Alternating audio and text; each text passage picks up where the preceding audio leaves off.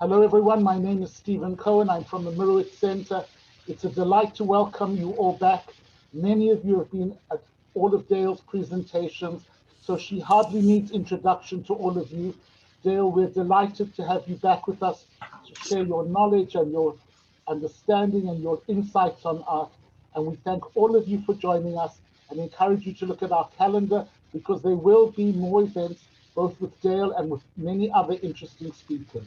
Thank you.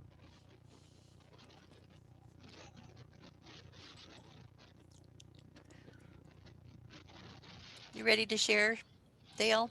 Sure. Hi, everybody. Let's see if we can get this technology to work here. Okay. There we go. Are we all shared? Yep, we can see. This is perfect. Okay. You want me to begin now Yep, then, yeah, Judy? sounds good. Okay.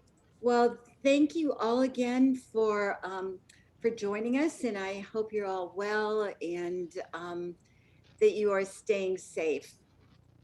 Um, in in times like these where everything feels so kind of daunting and chaotic, nothing quite calms the mood like a good old story of romance. Sometimes you just need an old fashioned love story to brighten the day. So today we're going to be looking at love and passion and art in honor of Valentine's Day. Whether or not you're a romantic soul, it's pretty much impossible to ignore the love around you on Valentine's Day. And really, that's the great thing about this sort of Hallmark holiday. You can celebrate it any way you want because everyone's love story is unique. But no matter what the story, love and passion have been the inspiration for some of the greatest artists ever. It's an old story repeated over and over and over again. Whether watching an opera or reading Shakespeare or just looking at a beautiful painting, love and passion is a mainstay of art. There are so many love stories at the St. Louis Art Museum that we only have time to visit a few. As the saying goes, I love this saying, art is like love. You have to draw the line somewhere. Today, I plan to visit some works that we rarely see at the St. Louis Art Museum, as well as some fan favorites. I must say that I've enjoyed these stories immensely. So, in order not to eliminate any of the more scandalous or sensational or even romantic stories, there will be multiple presentations of different stories featured in the St. Louis Art Museum. Each work of art tells a unique love story. I hope you enjoy them as much as I have.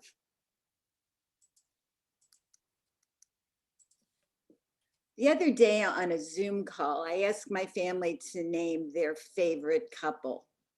Now, their answers were interesting. Some of them were completely expected, and some were thought provoking, and some were just, plain amusing. My daughter, ever romantic, of course, said Romeo and Juliet. My little granddaughter proudly shouted Bert and Ernie. My political son said, of course, Antony and Cleopatra. My daughter-in-law said Harry and Sally from the movie of that name. That was kind of surprising. And my history-minded son added, of course, Lancelot and Guinevere. I don't know why, but my cousin announced with a kind of smile on her face, Bonnie and Clyde. And my husband, not to be outdone, said, Dow and Jones. They had their ups and downs, but they stayed together. So think what might be some of your favorite couples in history and mythology and literature. And maybe we'll talk about them at the end of the presentation. So we must admit, nothing makes one's heart flutter quite like a good love story. And we can relate to all of them, whether they're romantic or tragic or even have a happy ending. There are gazillions of love stories, and some of them rather creative, like this cartoon. So join me as we look at some of my favorites in the St. Louis Art Museum. The first story is about unrequited love. We'll begin in America with our story of Nydia, the blind girl of Pompeii. The subject was drawn from the last days of Pompeii, written in 1834, a widely read novel which ends with the eruption of Mount Vesuvius in 79 AD. So here's the story. From the first meeting with Glaucus, the young Athenian blind girl Nydia loves him. Is this story doomed to tragedy? Glaucus saves Nydia from the savage man who owns her, but when he has bought her, he sends her to bear declaration of his love to the beautiful Iona. Nydia has to hear, if not see, the tenderness of the lovers. So she steals a love potion from a witch and administers it to Glaucus, who drinks it and then is implicated in a murder. Before he's thrown to the lions, however, Vesuvius erupts. Nydia saves Glaucus and Iona from the storm of fire. Because she is blind, her other senses helps them to find safety. Now, most people can't see because of the ash and the dust, but Nydia can hear and smell the sea where the boat awaits to take them to safety. The two lovers are reunited, but in her jealousy and grief, Nydia tragically drowns herself. Nydia, the blind girl of Pompeii, was the most popular American sculpture of the 19th century. According to Rogers, this evocative portrayal of Nydia was replicated 167 times in two sizes. Her closed eyes and staff allude to her blindness, while the hand raised to her ear refers to her acute sense of hearing. The destruction of Pompeii is symbolized by the broken column right here by her foot. Somehow, this tragic love story and this beautiful sculpture hit home with Americans of their day.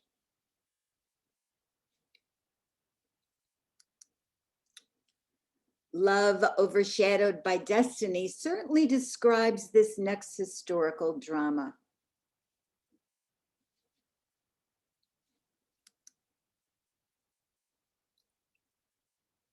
This terracotta bust was a study for a marble portrait now lost of Madame du Barry. She was the last and loveliest mistress of Louis XV. This sculpture presents a sort of vulnerable young woman rather than the powerful individual she ultimately became. Lemoyne was the favorite court sculptor. Unfortunately, much of his work was destroyed in the Revolution. Now, Madame du Barry's lurid love story is straight out of a twisted period drama. Fittingly, Madame du Barry was born into scandal. She was the illegitimate daughter of a provincial French seamstress and a mystery gentleman. Her good looks, body charms, and street smarts rocketed her through the ranks and into the arms of King Louis XV of France. Madame du Barry was one of the most famous beauties of her day. The sculptor Lemoyne seems to have captured her perfectly. Though King Louis allowed her to participate in state councils, du Barry much preferred to spend her time trying on pretty dresses and examining bigger and bigger baubles and jewels. When du Barry began her relationship with King Louis XV, he was an aging man, and his grandson Louis XVI was about to marry the most notorious woman in French history, Marie Antoinette. Now, Antoinette and du Barry first met on the eve of the royal wedding, and it was hate at first sight. Marie Antoinette loathed du Barry so much that for years, she point blank refused to speak to her at any time. King Louis XV's successor, Louis XVI, had no mistresses, which makes Madame du Barry the very last official mistress of France. Now, in 1774, the elderly King Louis XV succumbed to smallpox. throwing his official mistress into the political deep end. The newly minted queen, Marie Antoinette, wasted no time in turning Du Barry out of doors. She immediately banished the king's mistress to a convent. Though the charming Du Barry eventually negotiated her way out of her holy prison at the convent, she was never again allowed to step foot within a 10-mile radius of her beloved Versailles. For all of her joie de vivre, Madame Du Barry met an utterly tragic end. On May 5th, 1789, all Marie Antoinette and Madame Du Barry's queenly infighting meant absolutely nothing. The French Revolution had begun. Both women spent the next 4 years trying to stay alive in a world that absolutely detested them. On December 8th, 1793, the beautiful Madame Du Barry went to her dark fate at the guillotine. So sad. A rock star rocky romance is a perfect description of the relationship between our next couple.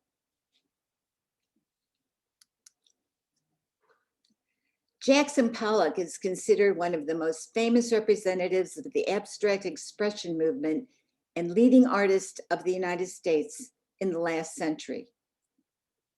In number 3, Jackson Pollock layered multiple strands of paint to create a kind of intricate interwoven web of colors.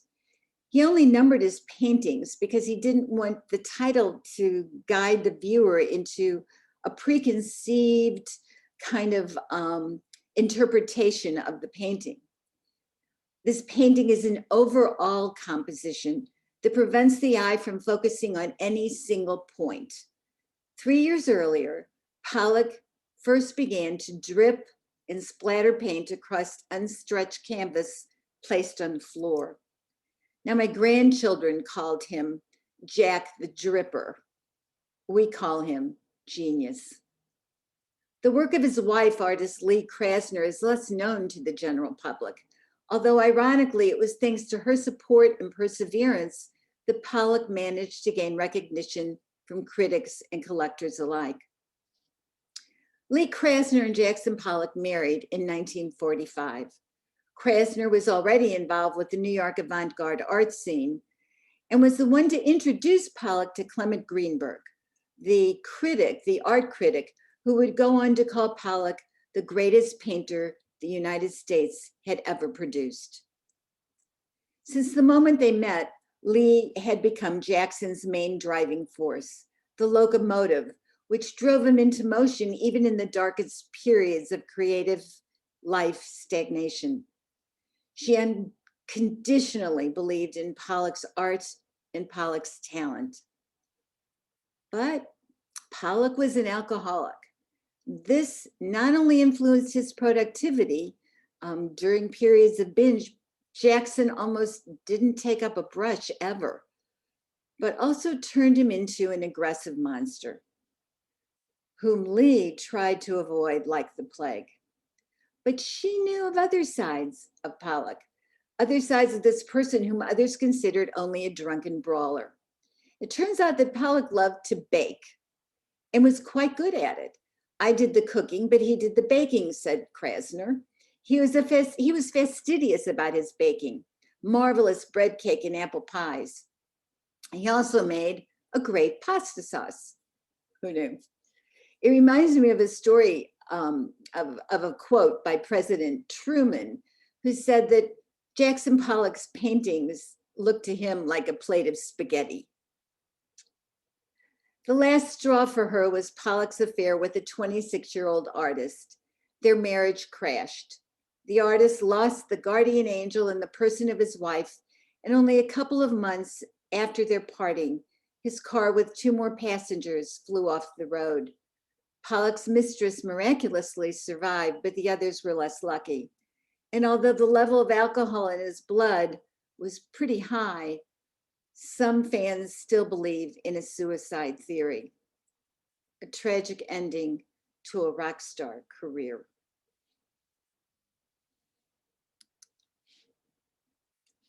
The proper wife might be one way to think about this next marriage from the English royal court.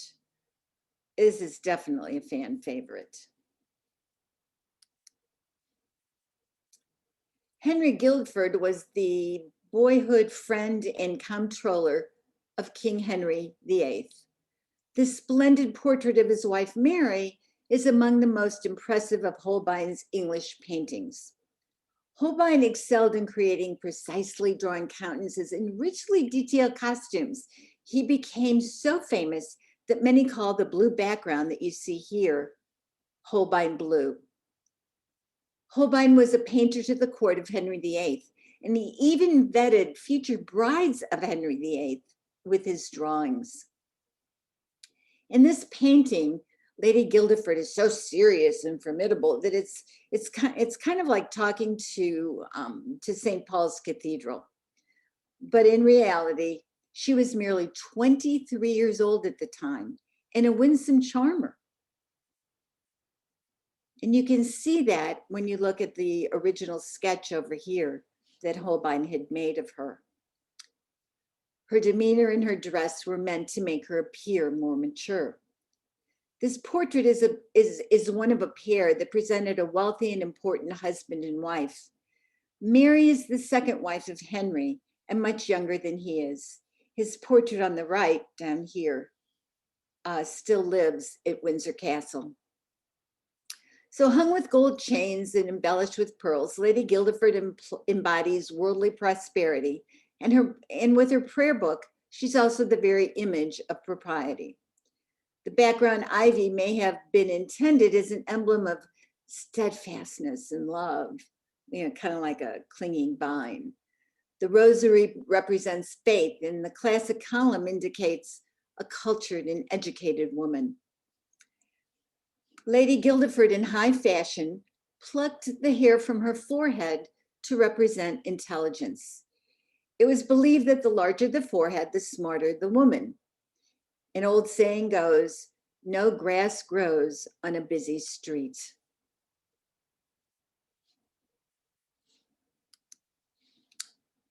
Rumors heard and truth implied might be one way to think about another story from the court of Henry VIII. The sitter of this painting is Anne Stafford, wife to George Hastings, first Earl of Huntingdon. I think they have lots of names. And she was also lady in waiting to Anne Boleyn, Henry VIII's second wife. She would have been about 52 years old at the time. She's shown as properly devout, holding a rosary in her lap. Her impressive costume indicates her status as a member of the English court, and while less lavish, it's very similar to the fashionable style we just saw with Lady Guildford. Now, there is a murky history of her. Did she or did she not have an affair with Henry VIII?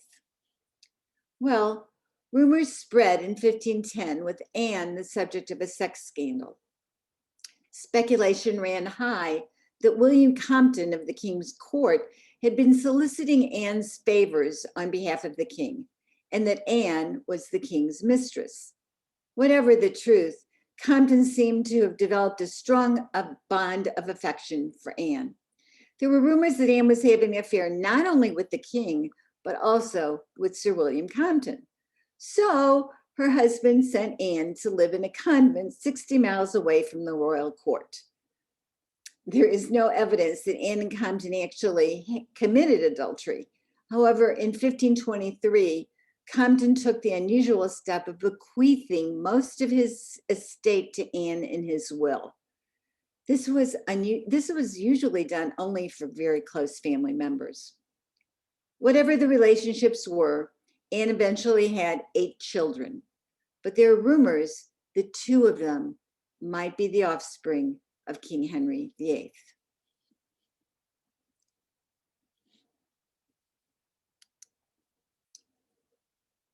"The course of true love never did run smooth" is a perfect quote for this next painting.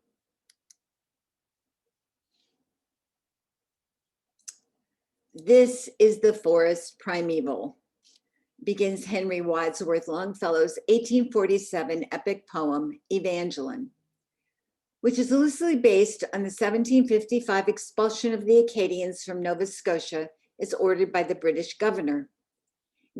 In the poem, Acadian maiden Evangeline is torn from her fiancé Gabriel on their wedding day. With a group of fellow exiles, she travels around the country to find him, and at times they were unknowingly near each other. In this painting, we see Evangeline resting during her search for her missing fiancé. She's right here in this part of the painting. I don't know if you can see it very clearly. The poem continues that as an old woman while working in a hospital, she finds Gabriel there and he dies in her arms as the two kiss. Evangeline dies soon thereafter, and the two are buried together in an unmarked grave. The course of true love never did run smooth. During the Civil War, the artist Joseph Meeker joined the Union Navy and served on a gunboat that patrolled the Mississippi River Valley. There, he became fascinated by the beauty of the bayous, a subject he favored in the post-war paintings he created, just like this one.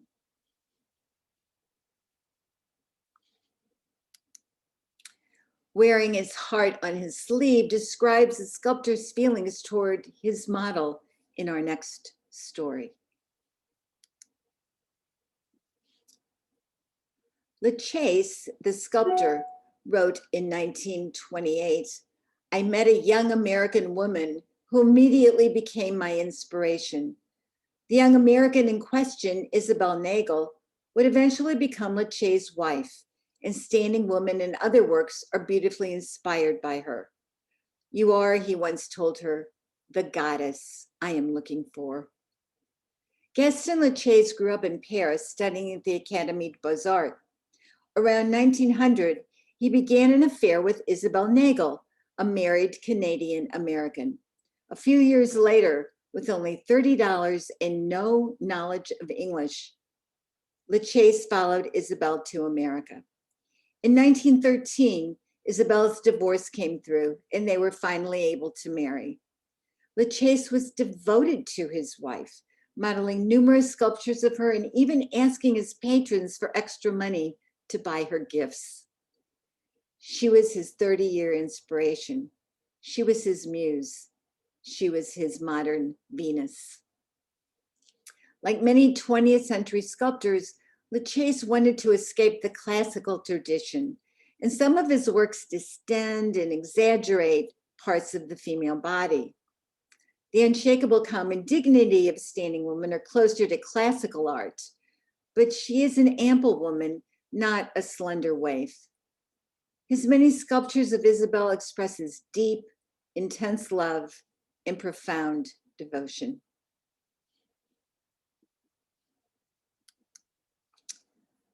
A romance with paint befits the attitude of our next artist. Painting was the real love of Monet's life, followed perhaps by his affection for his wife, Camille, and their children. This painting shows Monet's wife, Camille, and his son, Jean, walking alongside the River Seine in Monet's signature impressionistic style. Now, we all recognize Monet's paintings, but what was Monet's story? Well, Camille was still in her teens when Monet met her around 1865. She was 7 years younger than Monet and soon became his mistress and model. Men of Monet's social class did not marry their mistresses, but Claude, ever stubborn, ignored the rules.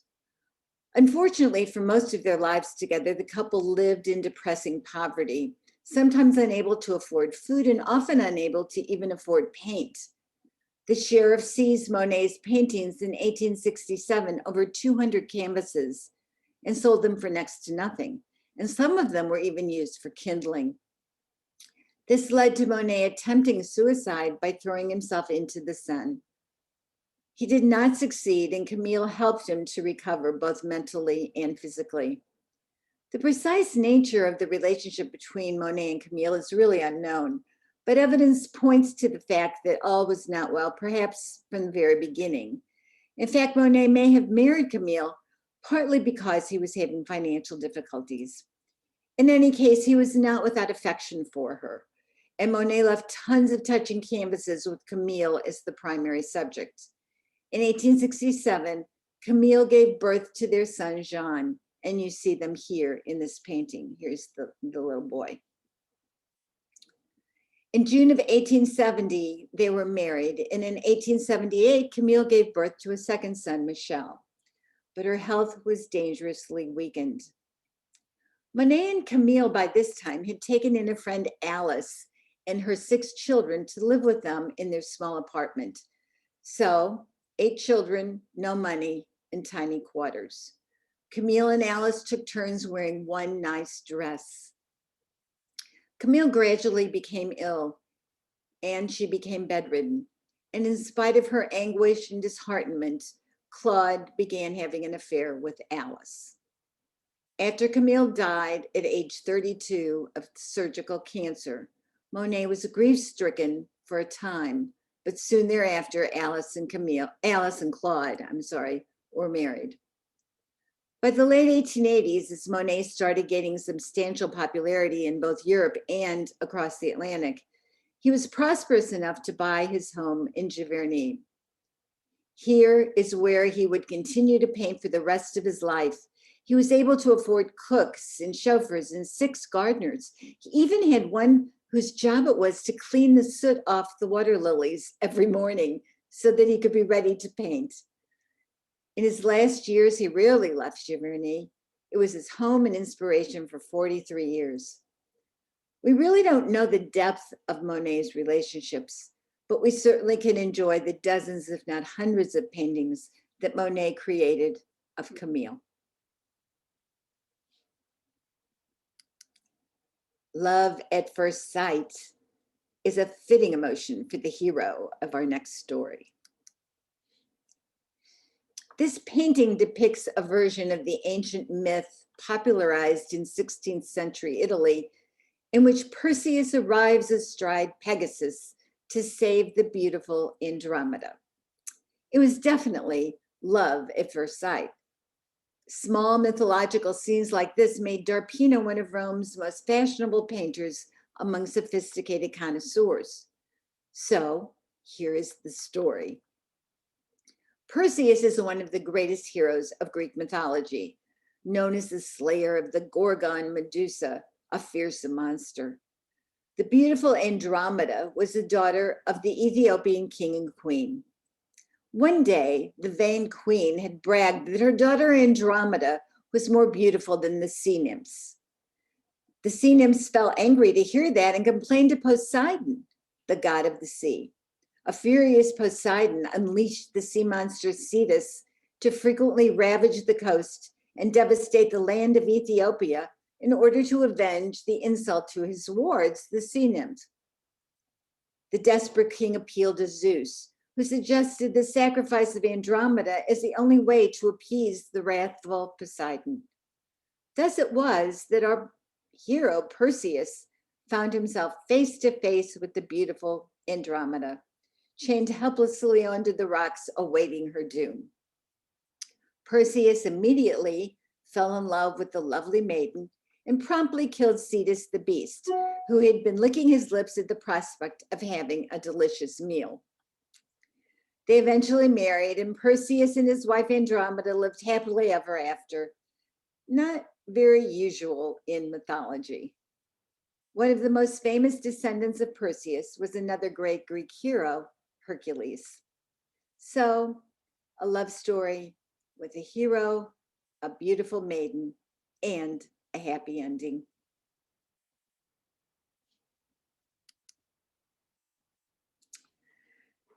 So next we have a story of a May-December relationship. And this woman, the subject of this painting, was not a very favorite mother-in-law. This painting is thought to be a representation of Camilla Martelli, mistress and then second wife of the Grand Duke of Tuscany, Cosimo de' Medici I.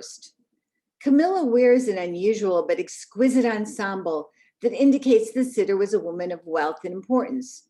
She wears an extravagant necklace that you can see here, with a large cut diamond and luxurious pearl. Now, X-ray shows that they moved her hand down, or that the artist moved her hand down, and repainted it so they could make room for the incredible necklace and pendant. Okay, so what was Camilla's story? Well, after the death of Cosimo's first wife, Camilla became Cosimo's lover despite being 26 years his junior. Camilla stood by him during his old age, when because of poor health, he retired to private life. Camilla was the main focus of bitter arguments between Cosimo and his children. They didn't agree with her appetite for ostentatious luxury, which we can absolutely see in this painting. To them, she appeared vulgar in comparison to the tasteful elegance of their late wife, their mother. And to top it off, she was spending their money. After Cosimo's death, Camilla was forced to retire to a Florentine convent. She was allowed to leave the convent only to attend the wedding of her daughter, Virginia. But I'm sure she was the best dressed guest at the wedding. Politics makes strange bedfellows with this English royal couple.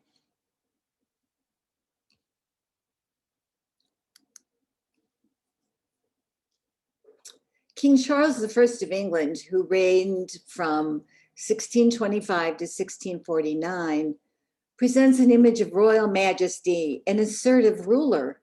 But this trait would bring Charles I into conflict with Parliament, leading to civil war and to his execution. The artist Mytens was a court painter until Van Dyck was appointed to that role. Mytens was probably the most famous artist during his lifetime that we have never heard of. In the painting on the right, by Van Dyck, you can see the formal yet tender relationship between Charles and his wife, Henrietta. This painting is in the Frick Museum. The royal pair's relationship stands as one of the happiest examples of an arranged marriage in royal history. It did not, however, start out that way. At first, the couple did not get along. However, as time went on, their affections grew. 2 of their 8 children went on to become King of England. So what is their story? Well, Charles was the second son of James I of England, and Henrietta was the youngest daughter of Henry IV of France and Marie de Medici. Not bad credentials. Charles was 24 and Henrietta was 15 at the time. She was stylish, vivacious, and smart. He was sober, aloof, and admired her for her artistic tastes. They became devoted to each other over time. In 1625, Charles became King of England. His reign was rocky from the outset. Charles, a high Anglican with a Catholic wife, aroused the suspicion of his Protestant countrymen, and Charles argued for the divine right of kings. He eventually dissolved Parliament, and in 1642, civil war broke out in England. He was eventually defeated by Oliver Cromwell, and Charles was tried for treason and found guilty. Henrietta left England, sold her jewels and weapons to hire soldiers to help in the defense of her husband. It was for naught. Charles was beheaded in London, England on January 30th, 1649. The Queen and Charles would never see each other again. News of his death sent Henrietta into deep mourning, and she wore black for the rest of her life. The two were able to forge a strong marriage and were deeply in love. The Queen became Charles' best friend and advisor. The two ended up falling head over heels in love with each other and stuck together through the turbulent years of the Civil War. When apart, they would write heartwarming letters to each other professing their love. You can even read some of those online today. Even though their marriage started off shakily, to say the least, and ended in tragedy, Charles and Henrietta remained devoted to one another. This is a tale of brave lovers who stayed together despite everything.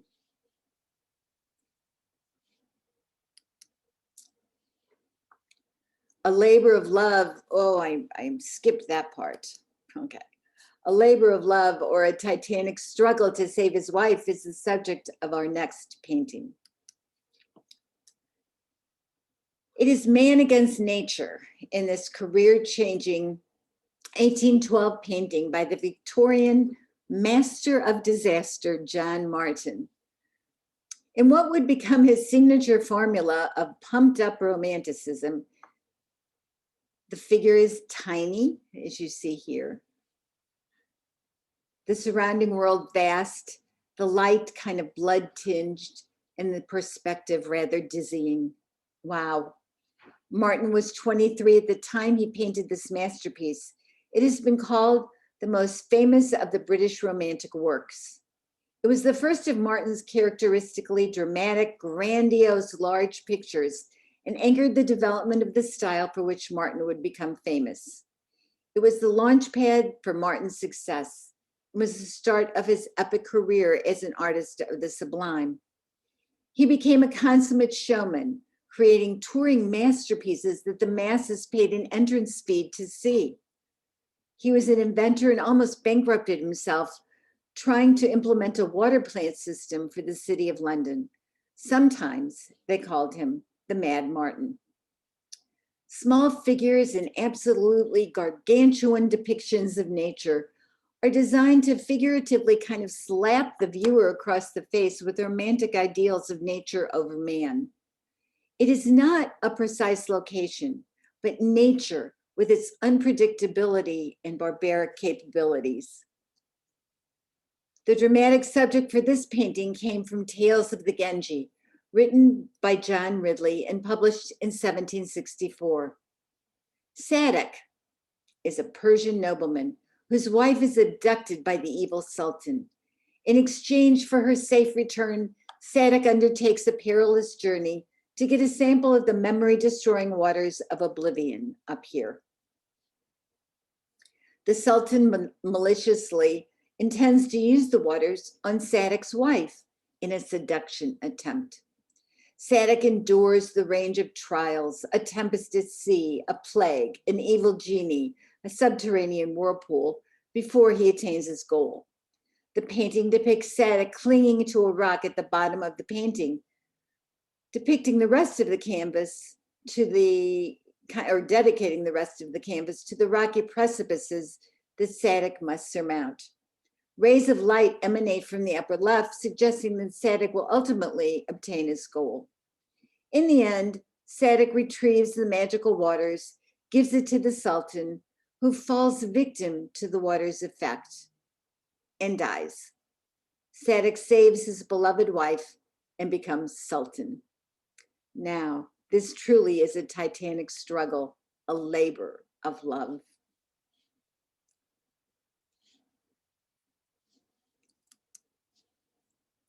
Sealed with a kiss denotes this artist's transition from muse to mistress to wife. For 7 decades, Georgia O'Keeffe was a major figure in American art, a trailblazing artist best known for her painting of magnified flowers, animal skulls, and the New Mexico landscape that she loved. This is one of 3 O'Keeffe paintings in the St. Louis Art Museum's permanent collection. Dark abstraction on one hand evokes the magnified shape of a flower. On the other hand, its graceful line suggests a landscape. Georgia O'Keeffe often selected details of nature as her subjects and enlarged or distilled them until they took on a new appearance.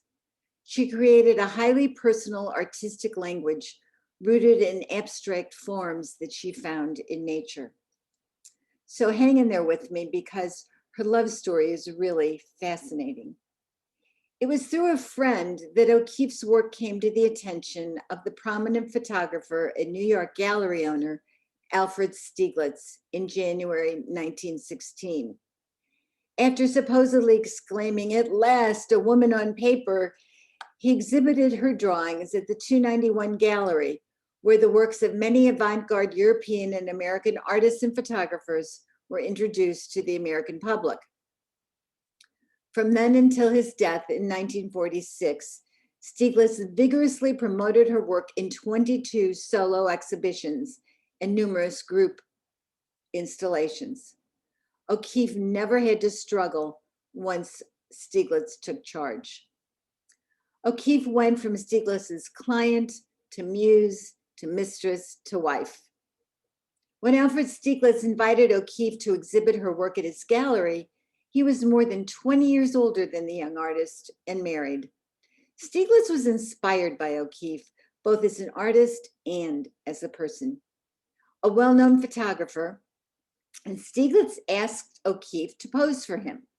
So she appeared in over 300 nude photos taken by Stieglitz, and the images created a stir of controversy in the New York art community at the time. The relationship progressed, and O'Keeffe became Stieglitz's mistress for a number of years. When he finally divorced his wife, he and O'Keeffe married in 1924. But the marriage was a rocky one from the start. He was a city person who craved audience. O'Keeffe was a country person who found people rather difficult. From 1916 until 1946, this is an amazing statistic to me, some 25,000 pieces of paper were exchanged between these two major American artists. O'Keeffe and Stieglitz wrote each other letters, sometimes 2 and 3 times a day, and some of them 40 pages long. I can't even imagine what they said to each other. The correspondence tracks their relationship from acquaintance to admirers to lovers to man and wife to exasperated but still together long marrieds. After Stieglitz died, she moved to New Mexico. There, O'Keeffe found new subjects to paint in the sun-bleached animal bones and the rugged mountains that dominate the terrain. The neighbors thought she might be a witch, always in black with ferocious dogs and this strange collection of skulls. But she actually financed the Little League there and rec centers in her community. O'Keeffe's will left her ranch and many paintings to her young male companion and confidant, John, who is nearly 60 years younger than her. When she died at age 98, her ashes were scattered over the New Mexico landscape she had loved for more than half a century. Her rich legacy of some 900 paintings has continued to attract subsequent generations of art lovers and artists. O'Keeffe and Stieglitz had a very modern marriage. Although it is clear that her true passion was found in her art, O'Keeffe's love life was to many eyebrow-raising.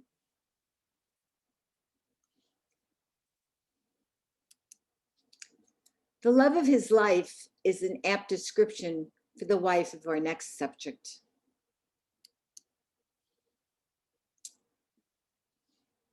Shah Jahan was emperor of India from 1628 to 1658. He's gone down in history for commissioning one of history's most spectacular buildings, the Taj Mahal, to immortalize his much beloved wife, Mumtaz Mahal, a name meaning jewel of the palace. She died in childbirth in 1631. After having been the emperor's incomparable companion since their marriage in 1612. Shah Jahan was devastated by her death. He went into mourning that lasted a year. When he returned, his hair had turned white and his face was said to be ravaged with grief and sadness. After his wife died, the deeply grieving emperor ordered construction to begin. More than 20,000 workers were employed to complete the mausoleum that held the remains of his beloved wife. It took 23 years. Material from all over India and Asia were used to construct the Taj Mahal, and over 1,000 elephants were used to carry the building material. In today's money, it would have cost over $800 million. These miniature prints give an insight into the world of the Mughal dynasty, the wealthiest in the history of India. This miniature painting depicts Emperor Shah Jahan in formal court attire. He holds a rose, a royal Mughal symbol representing sovereignty, power, and authority of the dynasty. The emperor strictly controlled all portraits made of him.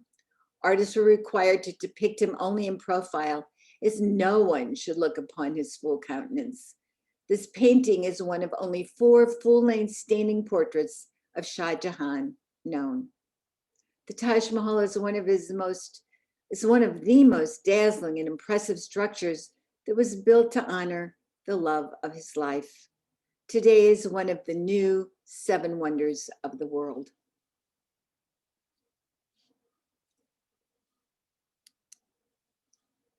Head over heels in love would be the sentiment of the love stories in this next painting.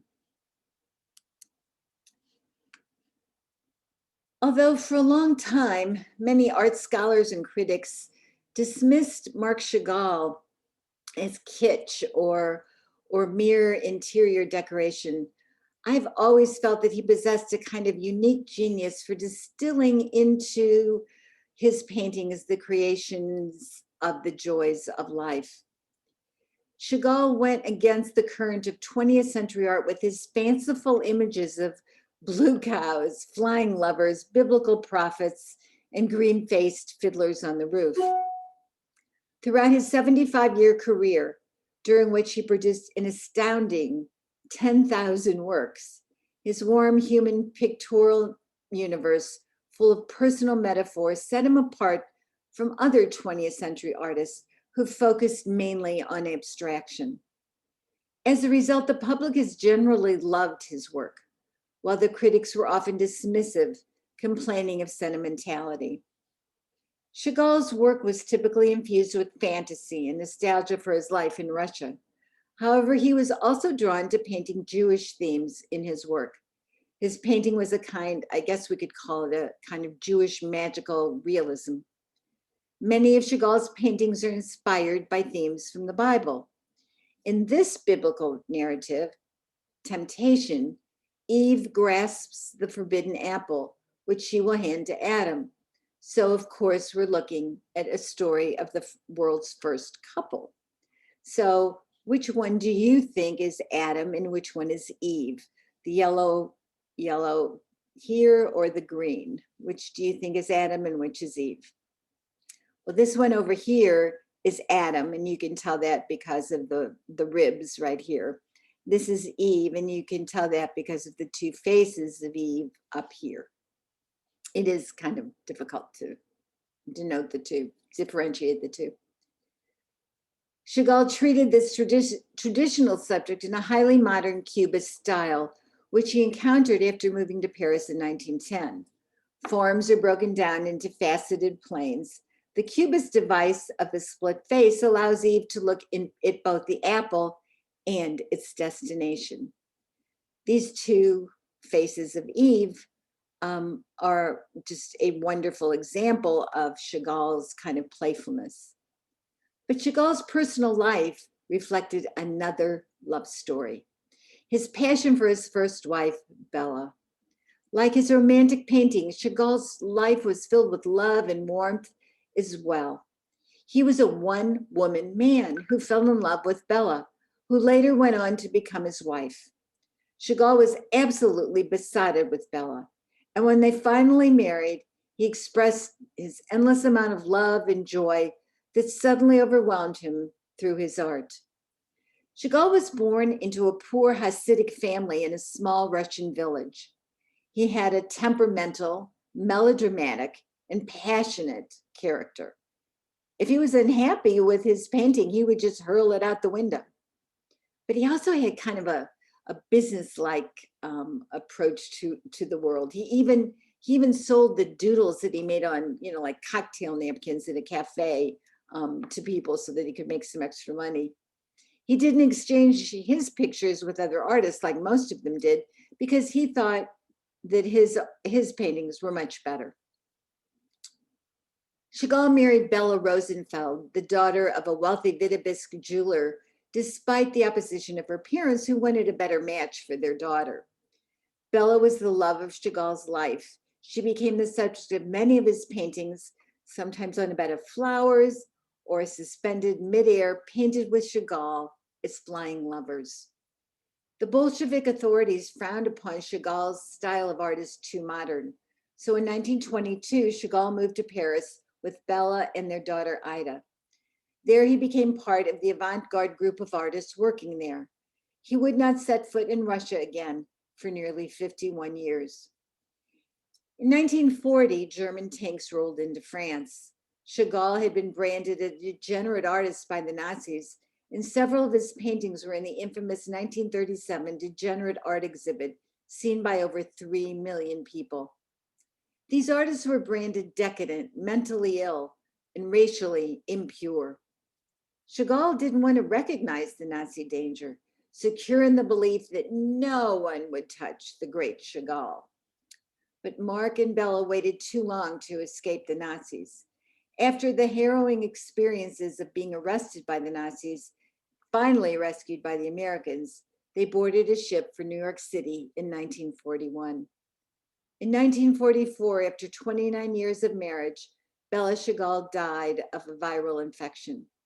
For Chagall, this was a heavy blow. More than just the object of his affection, Bella had been his muse, his confidant, and his kindred soul. When Bella died at age 52, everything turned black, Chagall wrote. Chagall could not live alone. He had lovers and married again to a woman who was 25 years younger than he, who negotiated commissions across Europe and America, catapulting Chagall to global celebrity and vast wealth. Chagall worked every day of his life to the age of 97 when he died of a heart attack, and he never forgot Bella, the love of his life.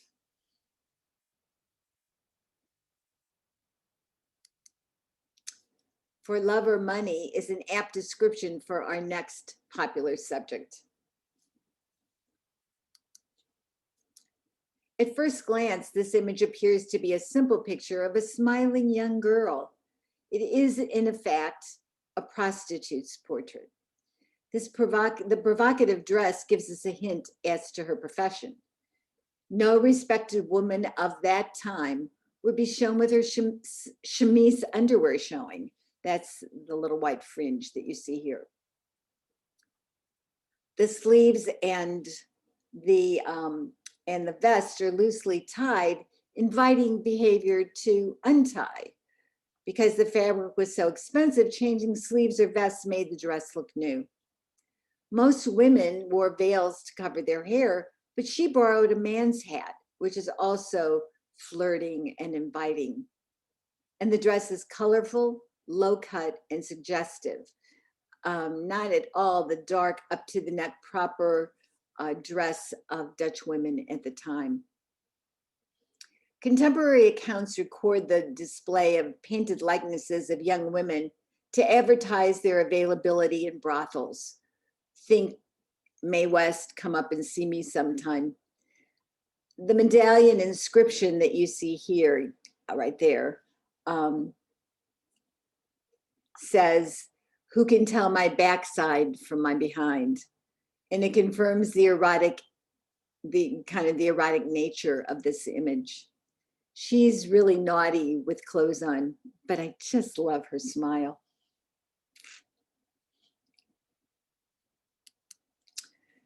So let's end today with an old sentimental Japanese legend of star-crossed lovers. This painting is based on an old Japanese legend. The constellations in the sky, called herdsman and weaving princess, were so in love that they were neglecting their celestial duties. Their love was said to be doomed from the start and thwarted by outside forces.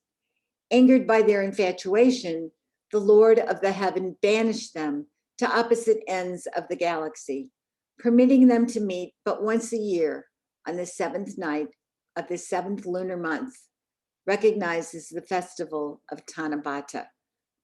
Their autumnal meeting is celebrated in ancient poetry that describes the herdsman as he boats across the Milky Way to unite with his beloved princess.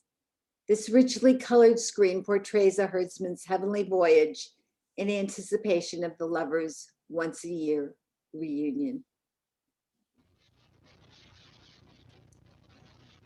So as you've seen with just these few images, the works in the St. Louis Art Museum are spectacular and prove that love themes and love stories are timeless and compelling and lead to some of the most intriguing works in our collection. I hope you've enjoyed them. So thank you for joining me today to celebrate love and passion and romance on Valentine's Day.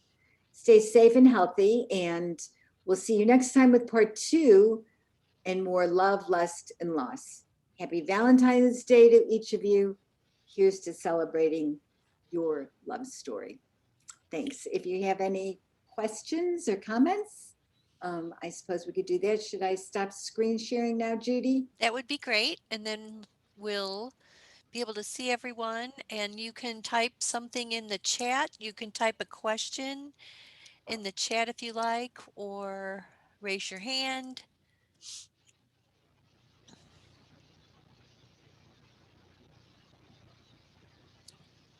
Gloria says, thank you, Dale. Oh, you're welcome. Yeah, I think I'm not seeing any questions at this time. So we will have, in March the 1st, we will have another love and art program with Dale. So stay tuned for the next second show presentation. It was wonderful. I loved it. It had so much information, and just thank you very, very much. Well, Stephen, I hope you all stay safe, and if you have a chance to go visit the art museum during this time period, it's really pretty safe there, I think. You have to wear a mask. They only let a certain number of people in at a time, which is, not a problem because it's so big. And you can walk around and feel like you're, out of your house, and you never bump into anyone. It's not like in the grocery store. I mean, you're not close to anybody. And it's really a nice getaway. And maybe you can see if you can find some of these paintings in person that we talked about today. But it's a nice afternoon. We go there when we can't stand our house anymore. So well, thank you so Thank much, you. Dale, and we'll see you March 1st. okay. Thank you again. Okay. Have a Thanks. good day. Bye, everyone. You too.